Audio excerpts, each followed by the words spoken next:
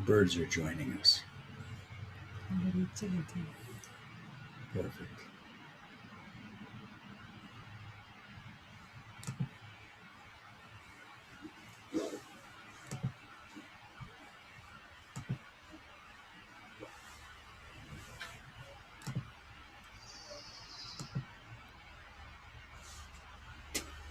Well, good morning, good afternoon, good evening. Thank you for joining us. For those who are coming from our social media channels, YouTube, Facebook, thank you for that. For those on Zoom, welcome. And for those who have come live to the Temple of Joy, I want to remind all of you that our weekly sessions are starting to include face-to-face interaction.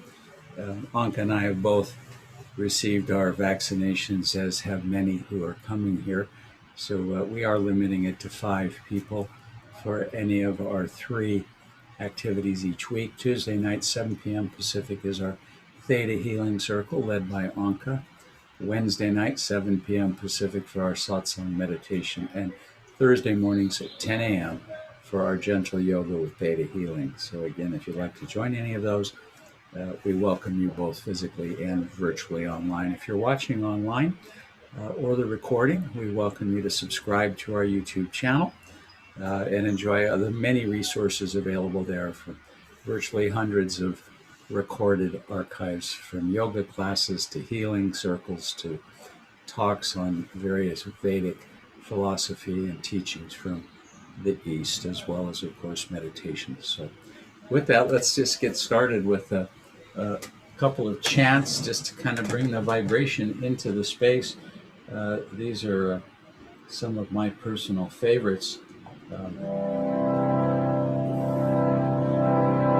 you know the words at all, you're welcome to join us. This is Sanatam Kar, Longtime Sun.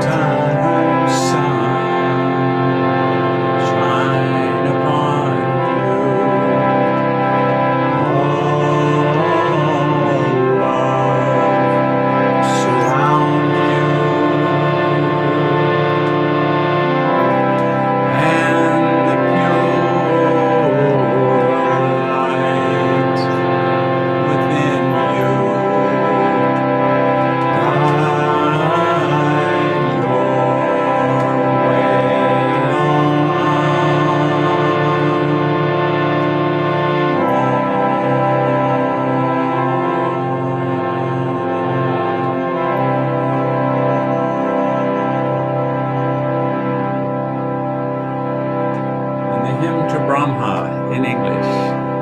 Full of bliss, giving joy, transcendent, of higher knowledge, the abode, to all no more, clear as the heavens, known to all as thou art then. He is pure.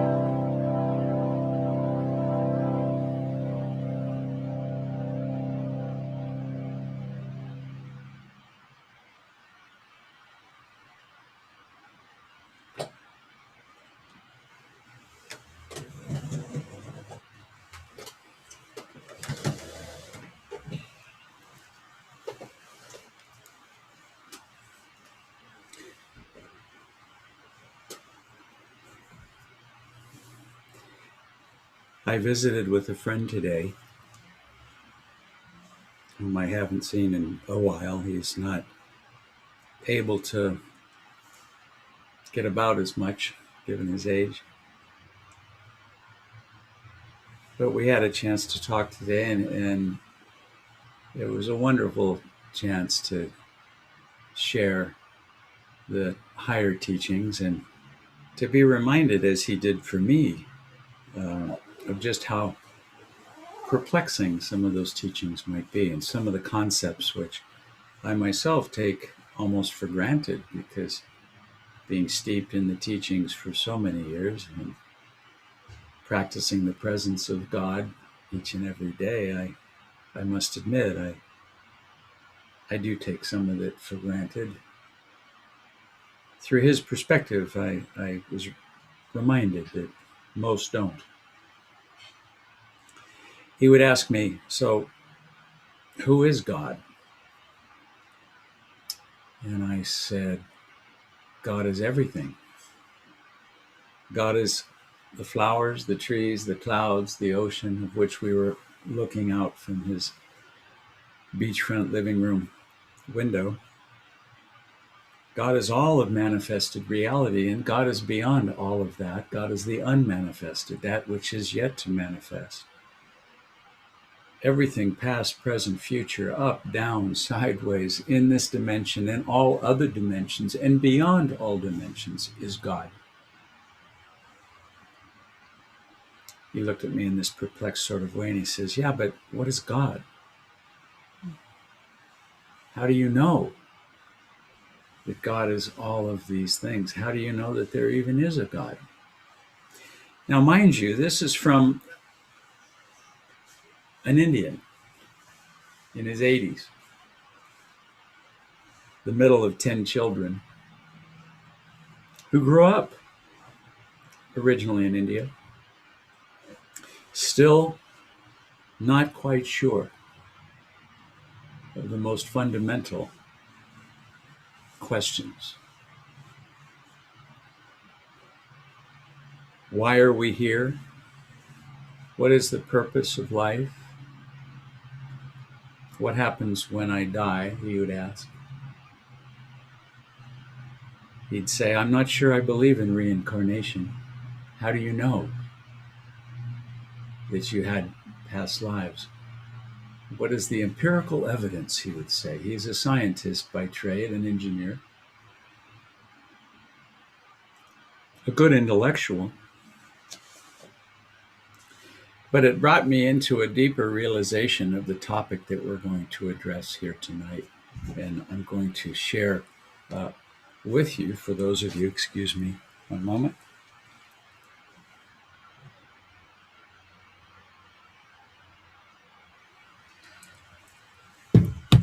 Just wanted to turn on the screen for those here at the temple, and for you enjoying this remotely or through our social media. I'm going to share my screen with you now.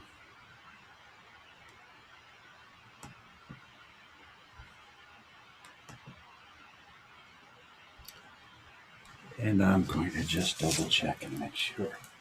Yes.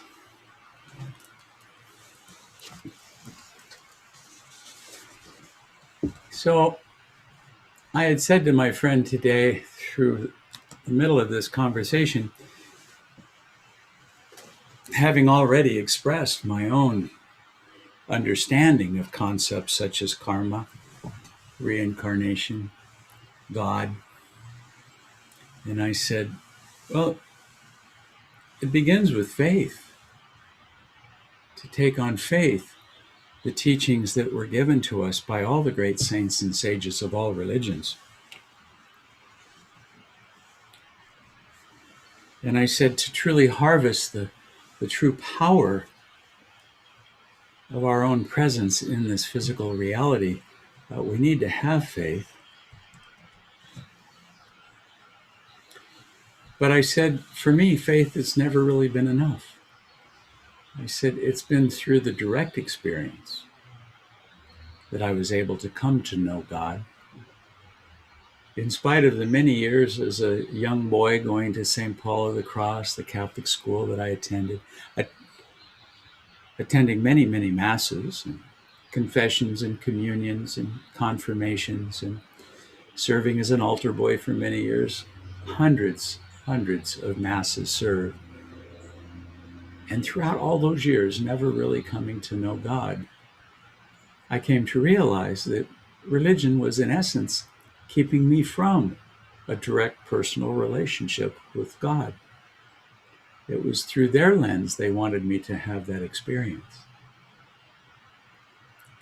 It was through their teachings, through Father Jinks and Father O'Donnell and Sister Mercedes, all the great teachers, the pastor of our church, wonderful as they were, but they were standing between the light of the divine and me, as if casting a shadow from the sun as I was laying on the beach in the summer seeking to get the rays, and I would feel that gray shadow, that coldness come over me.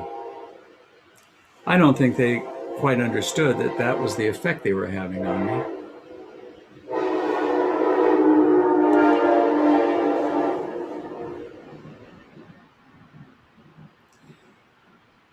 But I came to realize that faith for me was not enough, that I needed to have a direct personal experience of the divine, of God, to really justify and satisfy for myself through my own intellect, as I am somewhat of an intellect, as opposed to a bhakti yogi. I take things through knowledge and wisdom. But I knew all along that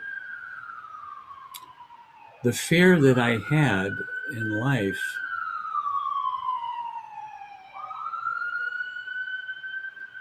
the fear in facing life itself, the fear in looking at myself honestly and openly in introspection, all could only be done through courage. That was without which I was unable to digest all that life was throwing at me.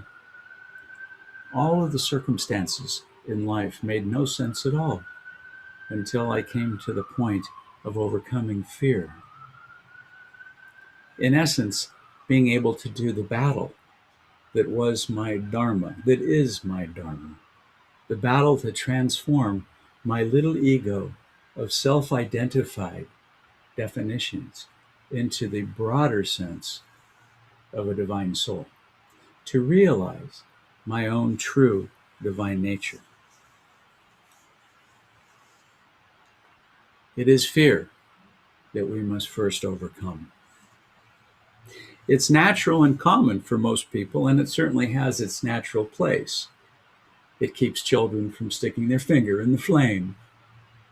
It keeps me from drowning in the ocean when I'm surfing or scuba diving, taking chances on the highway as I'm driving on the freeways. We utilize fear in a positive way. It keeps us safe and protected. One of my favorite chapters in the Bhagavad Gita was the one in which Bhagavan himself, the divine Lord, as the charioteer for Arjuna, his great disciple, was asked by Arjuna to take his chariot down the center of the battlefield the evening before the battle was to begin on the field of Kurukshetra, so he could survey both sides, the Kauravas and the Pandavas. The Kauravas representing the 100 human emotions and sense instruments: greed, lust, envy, desire, fear, confusion, anger, all the human aspects that is within all of us. And the Pandavas, his brothers, representing the divine nature, metaphorical to our own chakras. After surveying both sides of what would become a great battle of talked to in the Bhagavad Gita, Arjuna threw down his arrow and his bows and he said, "Lord, I can't do this. I can't go to battle. I can't destroy everything I hold near and dear to me. The allegory of the Gita, of course, is that great battle of good versus evil. The Kurus representing the evil nature within all of us, the Pandavas, the divine nature. Bhagavan's answer to his disciple Arjuna was, rise up and fight. Fight you must. What is it that you're afraid of? You cannot kill that which was never born.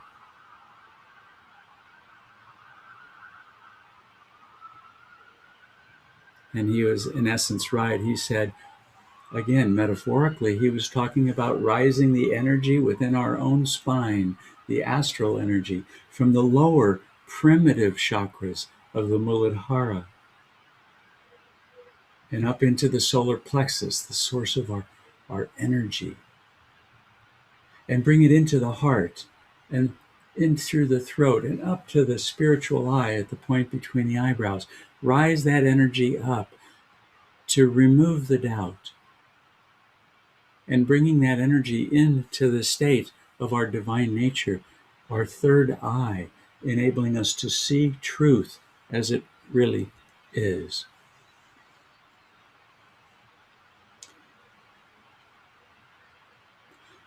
Buddha had said, suffering is wishing things were other than they are.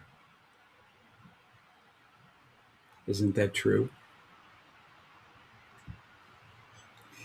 It requires courage for us to overcome the fear to face things as they truly are. Courage to do battle against that which we know is holding us back. Courage to be freed from our self-limiting beliefs, including the one that says you're not worthy. You don't deserve to be happy. You don't deserve to be successful. Materially, physically, emotionally, spiritually successful.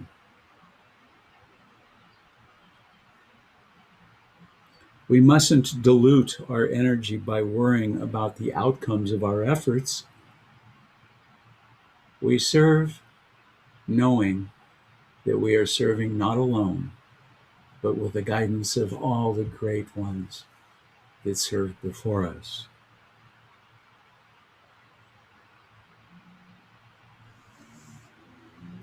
What causes fear and suffering in trying times? Well, the desire that things be other than they are, the inability to accept or even change what we must. As Arjuna himself, this great saint, to Lord himself saying, I can't do this.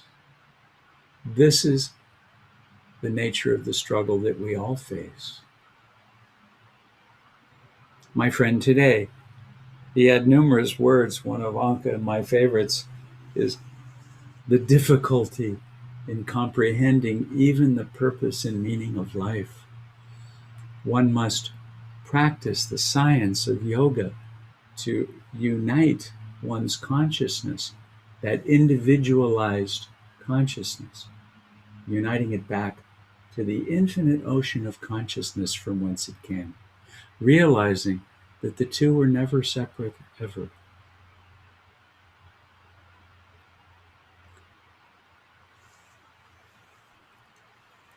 What's interesting is courage isn't an innate skill that we're born with. In fact, we come into this life fearful. Look at young children. It's one that improves through practice. Like any muscle within our body, if not utilized, it atrophies. But when we utilize the muscle of courage, it strengthens. It overcomes even the most profound circumstances that otherwise could bring about great fear and suffering. We must learn how to push back that self-doubt, that fear, and that hesitation, not through a struggle, as many religions would have us to believe.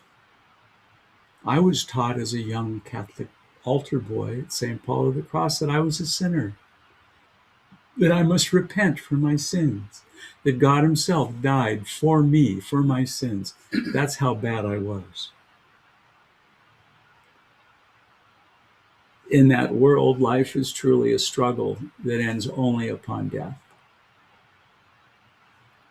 The real truth is, all circumstances come into our lives as gifts to us, to move us to a higher place, to elevate us beyond the limited beliefs that we are anything but a saint having a human experience.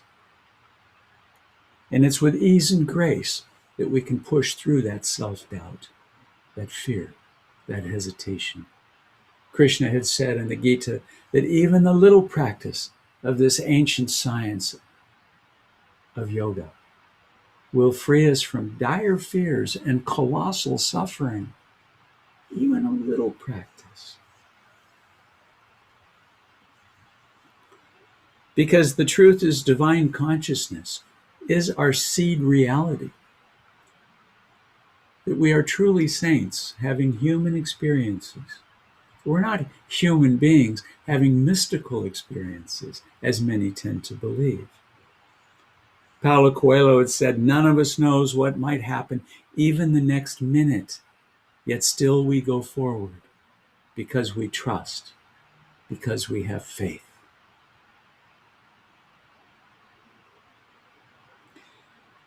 The ancient teachings of India would say that our seed reality is that of ever existing, ever conscious, ever new joy. Sat Chit Ananda in the ancient Sanskrit. That we are a soul encased in a human body. And once we shed this mortal coil, that soul rises into its never-ending journey that never had a beginning nor an end. Your soul wasn't born, and nor does it ever die. Your body certainly does. We are a higher self seeking realization, yet held down through our lower chakras, the primitive nature of our humanity, through egoic identification. Swami Kriyananda, a dear friend and teacher, would say, we are a bundle of self-definitions, but we are so much more. We are truly divine souls, at one with the Creator himself, made in that image, no less than Jesus himself or any of the great saints and sages. And as the Bible would say, be still and know that ye are gods. And so it is. The answer lies right there. Be still. Still the mind, the conscious mind, the chatter that is telling us that we are not worthy, that we are weak, that we are human, that we are flawed. And further it says, and know that ye are gods. Have that experience. Don't take it on faith. Know it by experiencing it. Pope Francis said, faith is not a light that scatters all of our darkness, but a lamp that guides our steps in the night and suffices for this journey of life. And I'll say it again, I've never found faith to just be enough. Direct experience is. And we can have that direct experience of our own divine nature. And once you have tasted of that direct experience, your birthright of ever existing, ever conscious, ever new joy, even the slightest taste, the glimpse of that highest reality will dispel forever the doubt that you are anything but a saint having a human experience. Often, though, we were holding so much of our energy in those lower primitive chakras, in our energy spine. The Manipura, the third chakra, known as that lustrous gem. This is the seat of our power, our self-esteem, our warrior energy. It's the source of transformation. when we're allowing ourselves to purify that region of our energy spine, we'll allow that astral energy to move upward into the higher regions of consciousness. And that's what yoga is. The science of practicing the control of the mind, the concentrated energy on your own divine nature.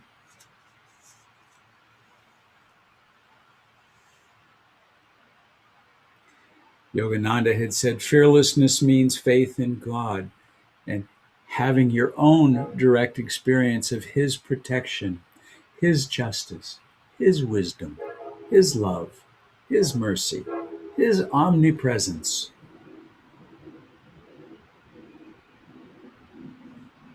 How often have we said, oh, I can do this, or I did that. This is mine. The I, me, mine of the ego talking, forgetting that it's our divine nature that's doing everything through us.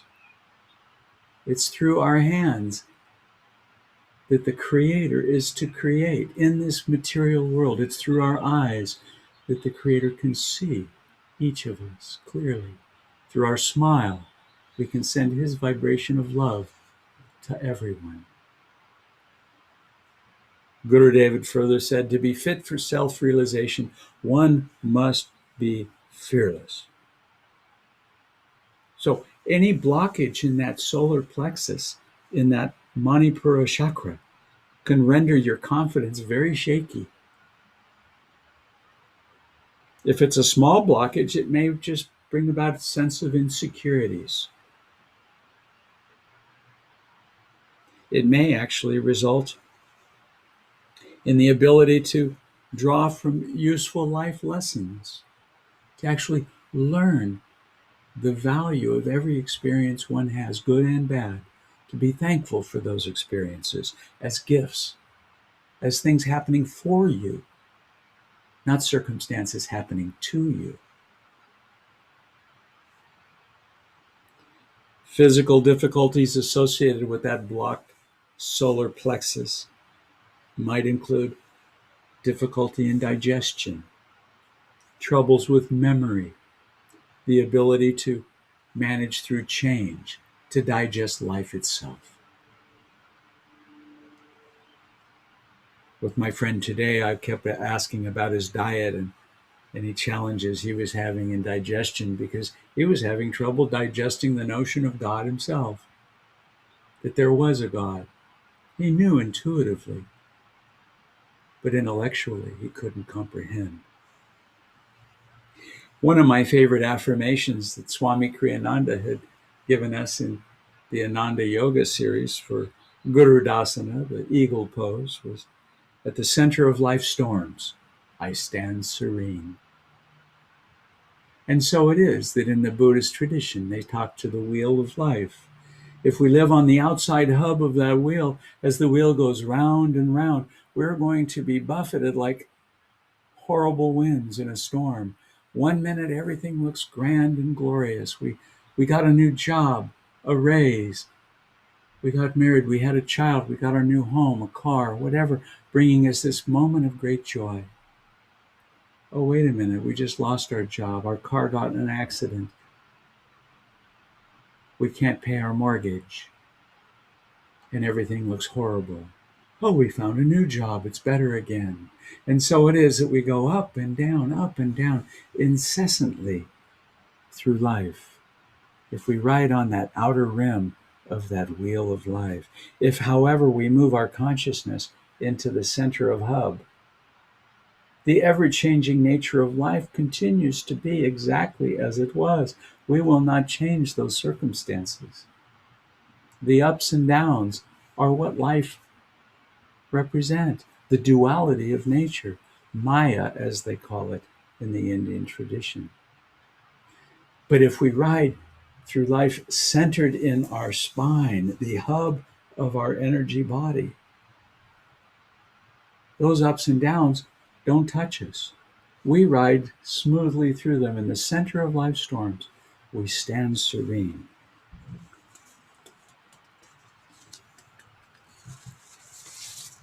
How do we digest life with ease and grace, you might ask?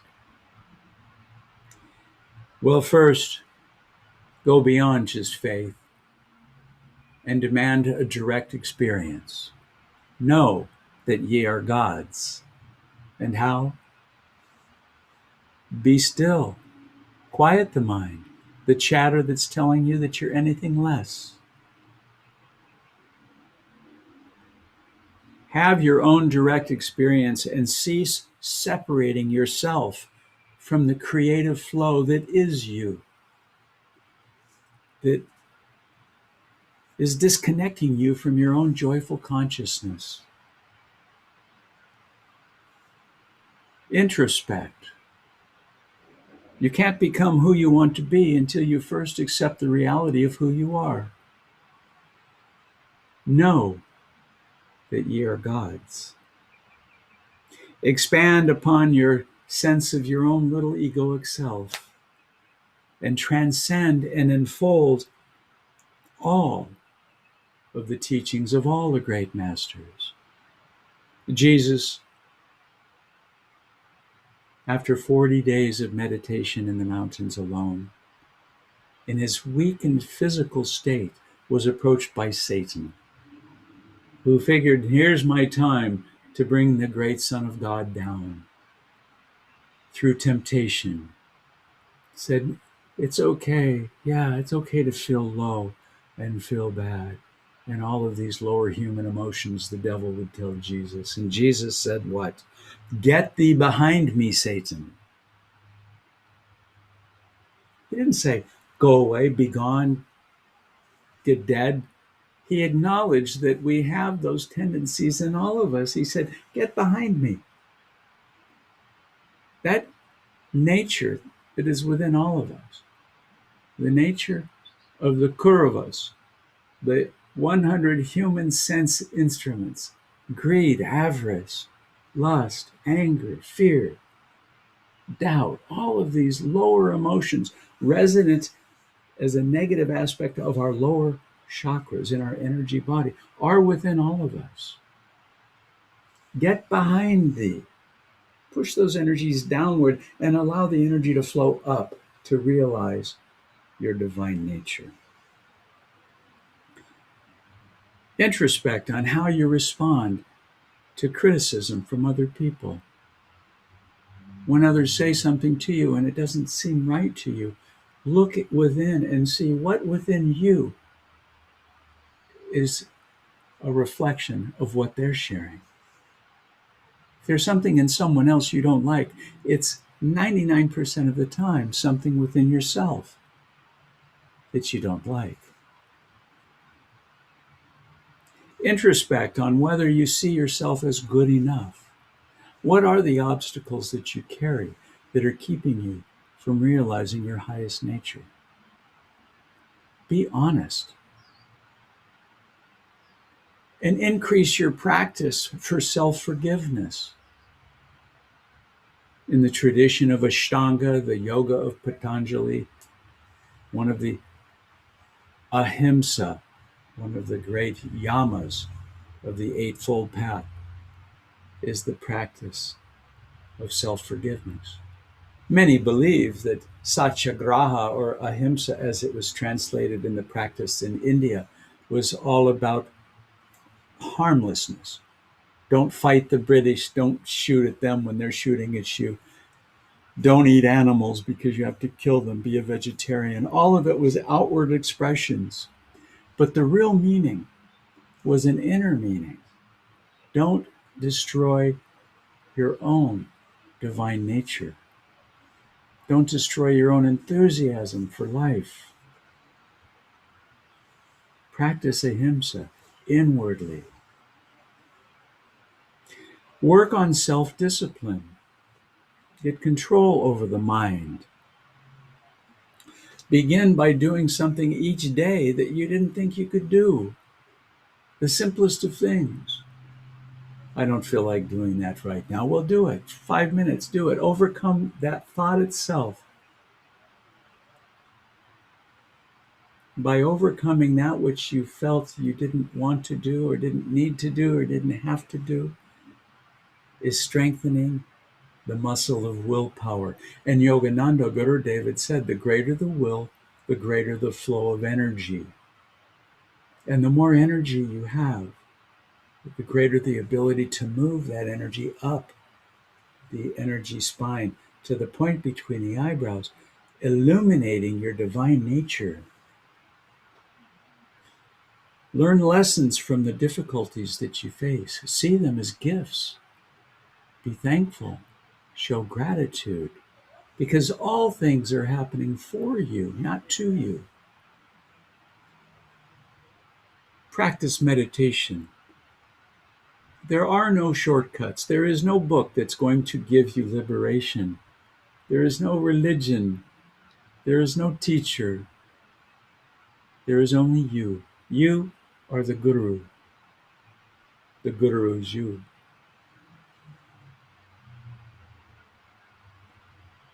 The more you meditate, the more your independence will grow. The more you will have the direct experience of your own divine nature. The more you'll realize who you truly are. The more you will embrace even your human nature. The more you'll start to sing spirit and nature dancing together. I have got Satan behind me. I used to think that I needed to get rid of my own ego. I needed an egoectomy. And I worked for a number of years trying to eliminate my ego. How ridiculous is that? I came to realize my ego was my ally as much as my enemy. What I needed to do was purify my ego and move it from the little s of self, the little self-identified ego, into the big S of soul, united and connected to the divine creator always. And lastly, define yourself and your life's purpose. Why are you here? What is your dharma, your truth? We all have a purpose, a divine purpose. What is yours? Don't accept things simply because they've always been that way. My children, years ago when they were young, they used to say, but Dad, you're only human. They would see how much I wanted to know God, how much I wanted to overcome the limitations of my own ego. And I would struggle, and they would say, Dad, it's okay. You're only human. I would say, don't say that. It's my divine nature that I want to release. The human aspect, get behind me.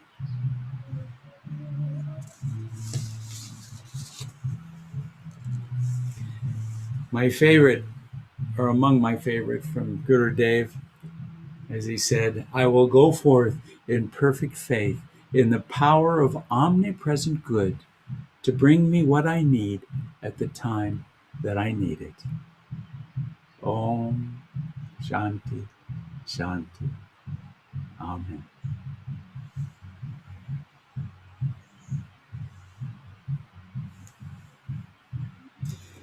So I'd like us to take a moment now and sit upright and lift the gaze up to the point between the eyebrows, the seat of highest awareness in the physical body.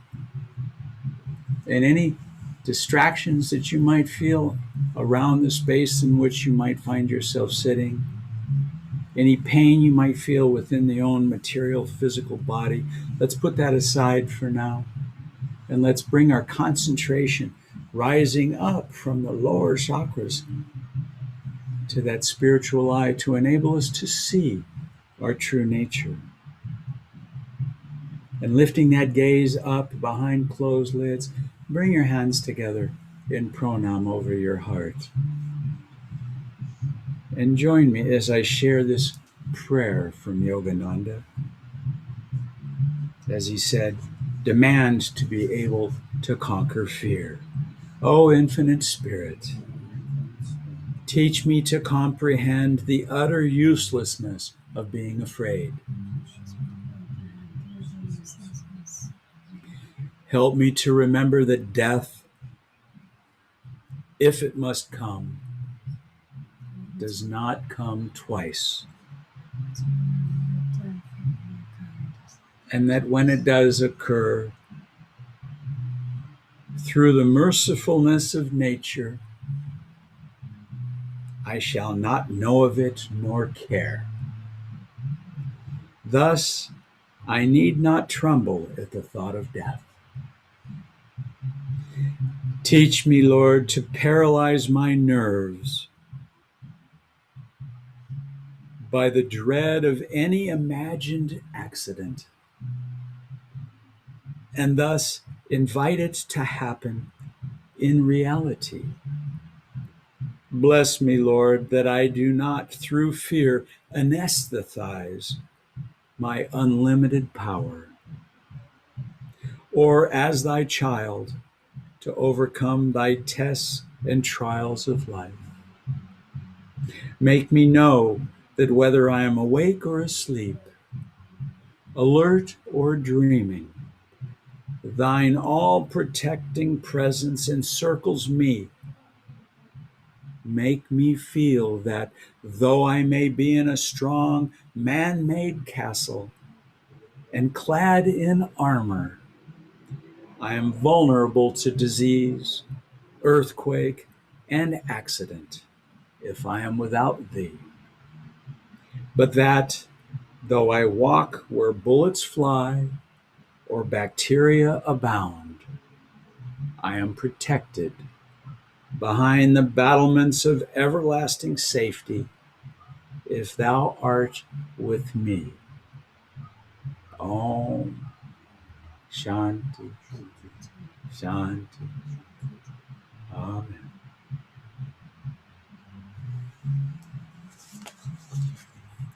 So we'll have an opportunity to chant together.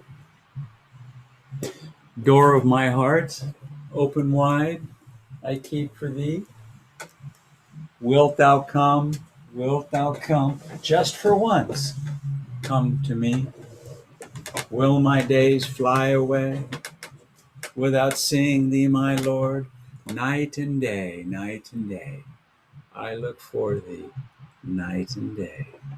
And it's through that we must all apply ourselves, even a little practice of this ancient science of uniting our consciousness with the infinite consciousness of the Creator will free us of dire fears and colossal suffering. And just tuning our consciousness to that higher reality is the purpose of life.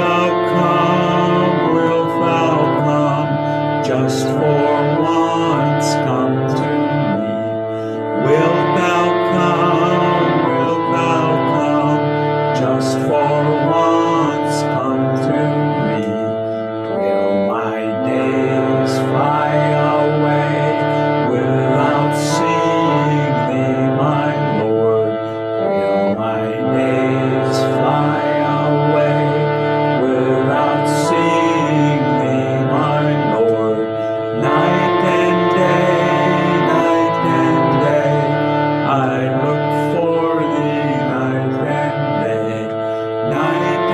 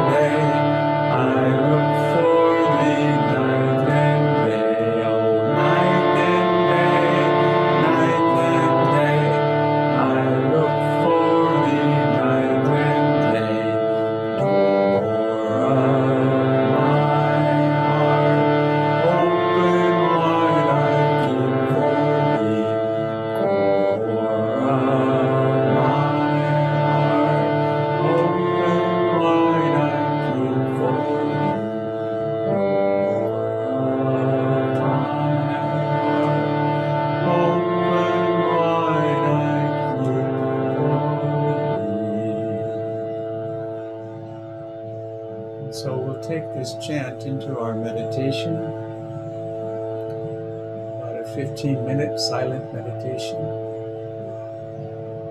So,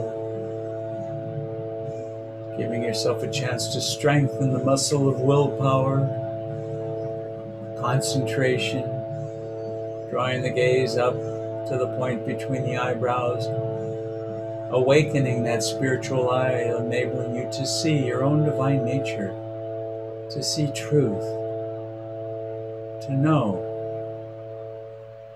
that thou and I are never apart, the divine within you, your own portable paradise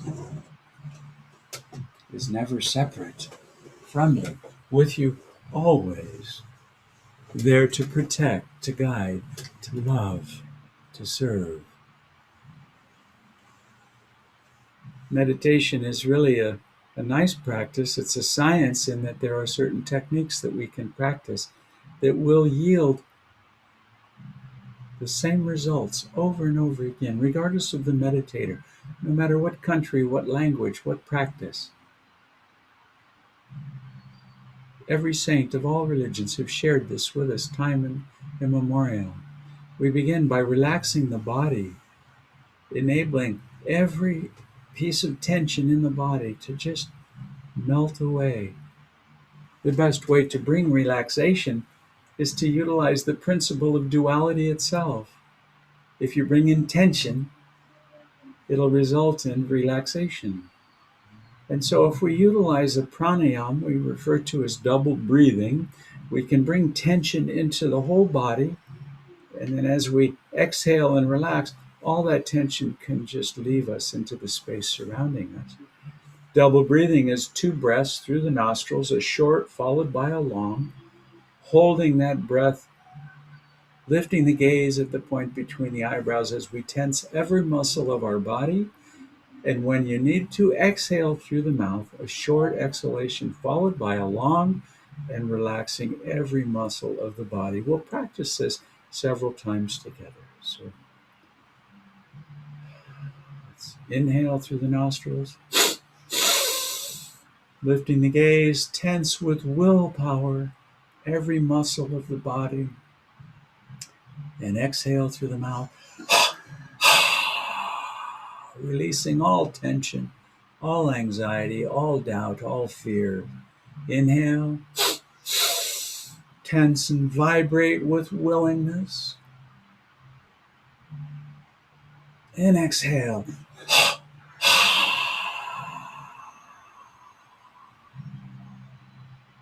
Again, inhale all the positive aspects of joy and peace and love and kindness, tensing every muscle of the body from the feet to the crown of your head.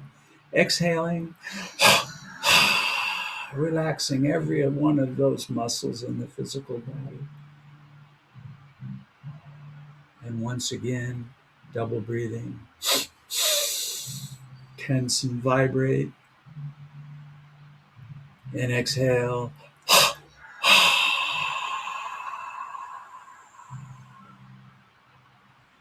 Now allow the breath to flow freely as ever it would choose to. Inhaling, drawing all the positive aspects of your own divine nature, rising that from the abdomen up through the heart, the throat, to the spiritual eye at the point between the eyebrows. Exhaling, allowing yourself to release all the human aspects of greed and frustration, and doubt and fear.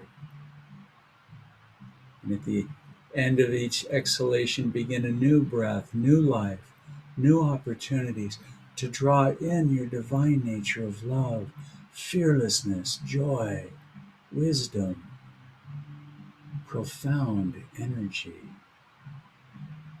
drawing it up to the seat of highest awareness, the spiritual eye. And again, releasing all of the lower energy, the more primitive human nature.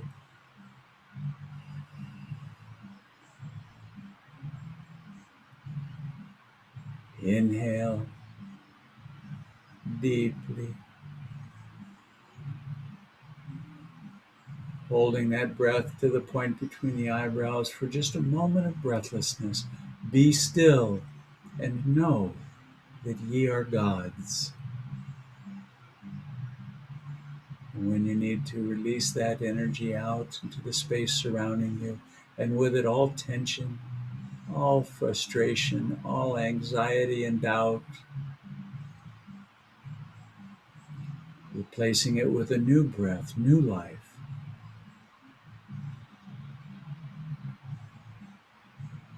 Holding it at the point between the eyebrows for just a moment of breathlessness.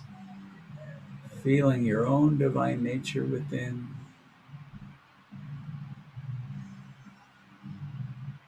And releasing all those negative qualities that no longer serve you.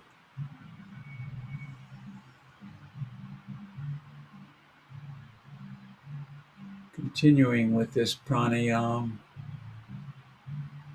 inhalation of all the positive qualities, holding at the point between the eyebrows, a moment of breathlessness, stillness, concentrating all of your willpower at the seat of highest awareness, the spiritual eye, and releasing all the negative qualities of fear and doubt, misunderstanding, anger, anxiety. Continuing this practice on your own in silence. If you have other meditation techniques, by all means, feel free to practice those.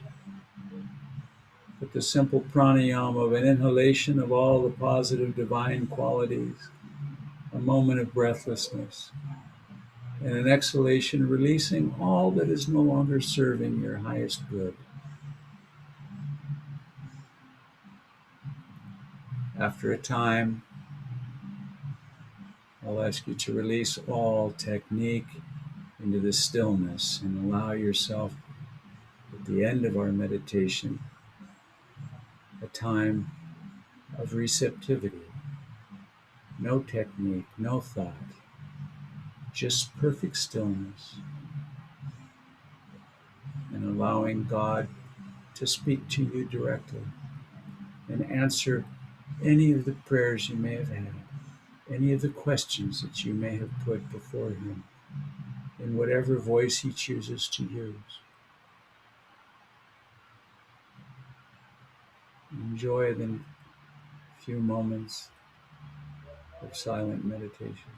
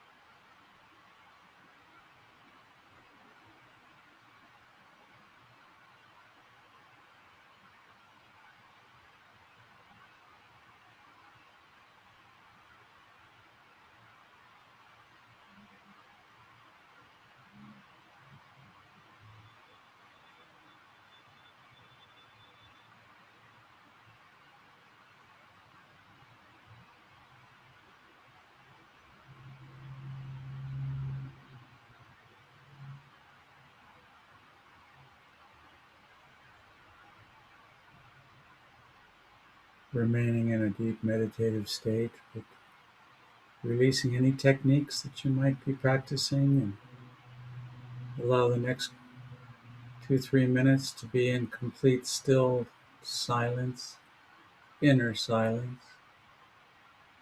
and be open to receiving the grace of your meditation, receiving the joy, the wisdom, the calmness, the love, your divine nature within.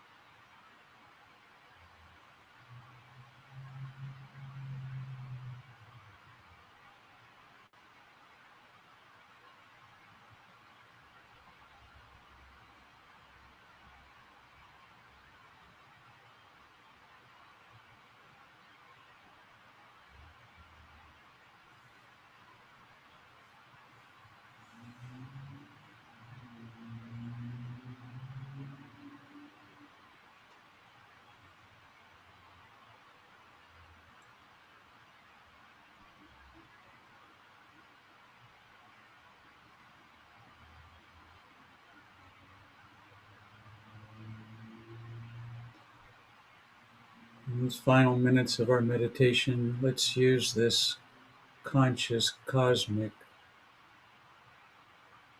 energy that's created through your grace of your meditation for the benefit of others in your life that may be struggling, in need of health and healing.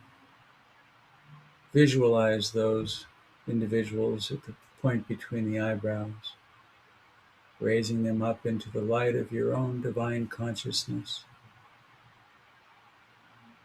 See them surrounded with that white healing energy.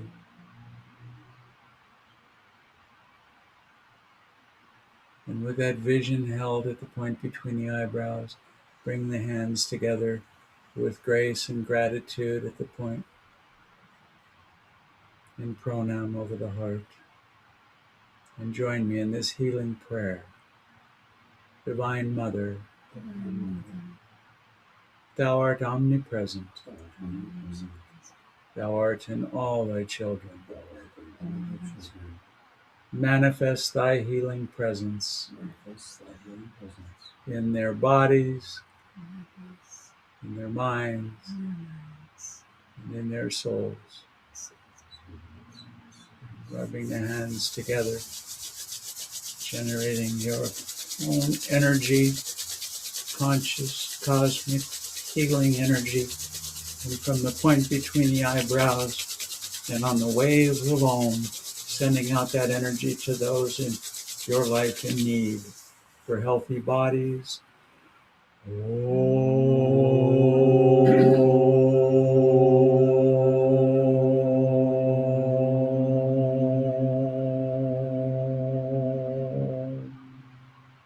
For clear minds.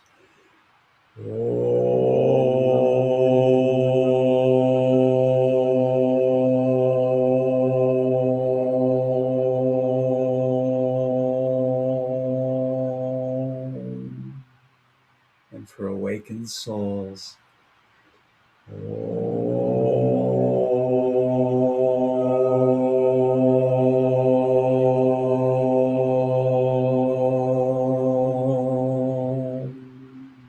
And on one final Om, send out love and light to all living beings on this planet.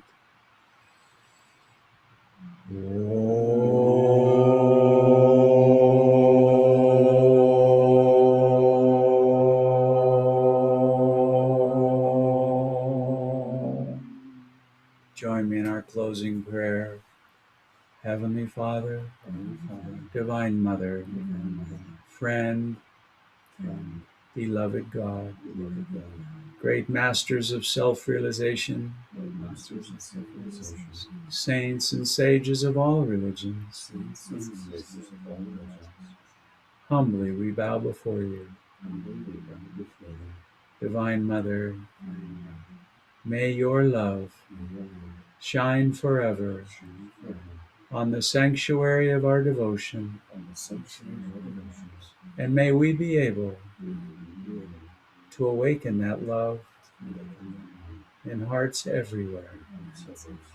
Om Shanti, Shanti, Amen.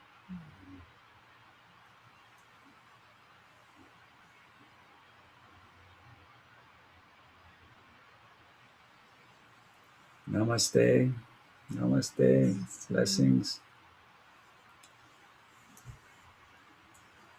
Share these teachings freely. If anyone is interested in the slides shared tonight, let me know. I'm happy to share them with you. You can share them freely. If you're watching our recording, again, feel free to subscribe to our channel.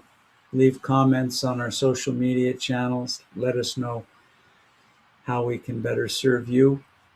Join us each week for our healing circles on Tuesdays at 7 p.m. Pacific, Wednesday satsangs at 7, yoga class at 10 a.m. And with that, we'll end the online recording and the broadcast to our social media. Jai Guru, blessings to all of us. Thank you for being here.